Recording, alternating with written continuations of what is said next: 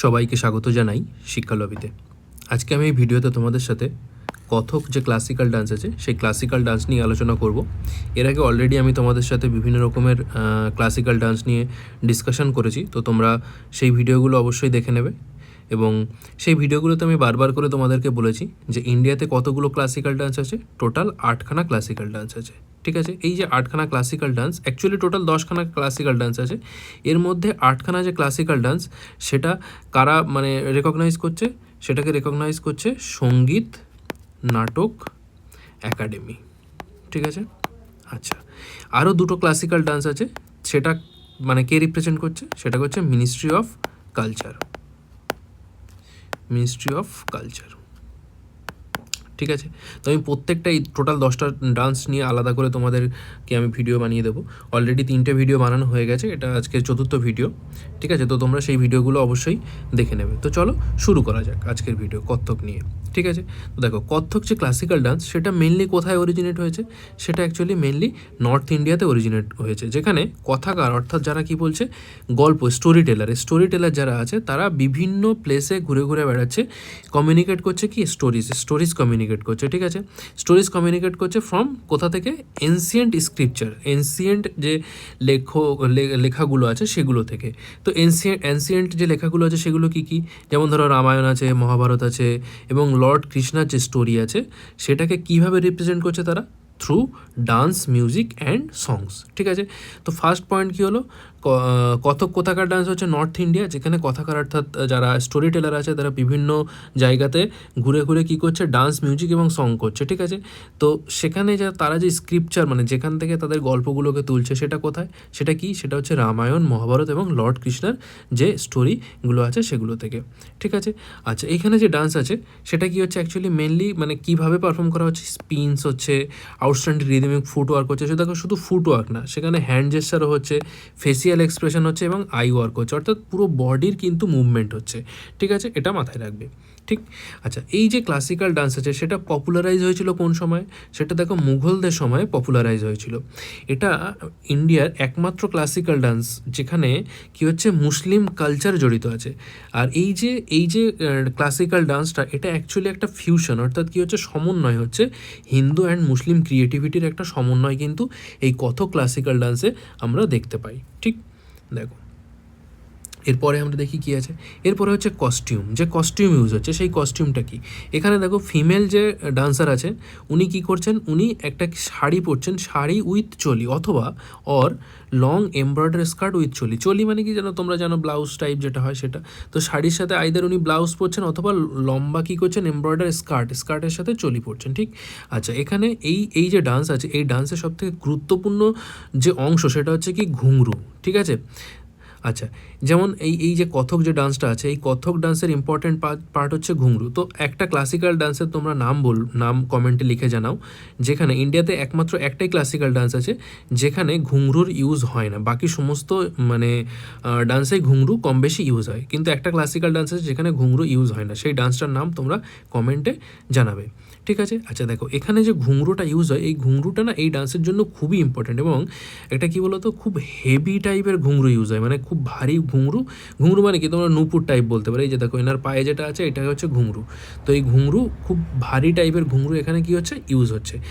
কেন ইউজ হচ্ছে, এটা বিভিন্ন রকমের সাউন্ড তৈরি করতে ইউজ হয়, কি যেমন হেভি রেনের সাউন্ড তৈরি হচ্ছে, বা হর্স রাইডিং বা মানে রানিং ট্রেনের আওয়াজ তৈরি করার জন্য এই ঘুঙরুটা ইউজ করা হচ্ছে, ঠিক আছে। একইভাবে দেখো মেল ডান্সার কি পরছে, চুড়িদার কুর্তা পরছে, যেমন লম্বা মানে যে পাঞ্জাবি টাইপ যে কুর্তাগুলো হয় সেগুলো, এবং সাথে কি হচ্ছে কোমরে একটা দোপাট্টা অর্থাৎ কি ওড়না জড়িয়ে নিচ্ছে, ঠিক আছে।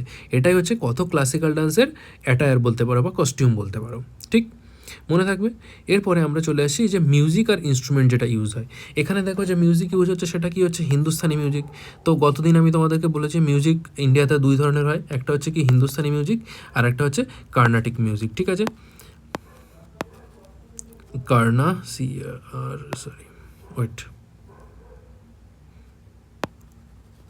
কার্নাটিক মিউজিক। তো কার্নাটিক মিউজিক আমরা কোথায় দেখতে পাই, সাউথ ইন্ডিয়াতে, ঠিক আছে, সাউথ ইন্ডিয়া,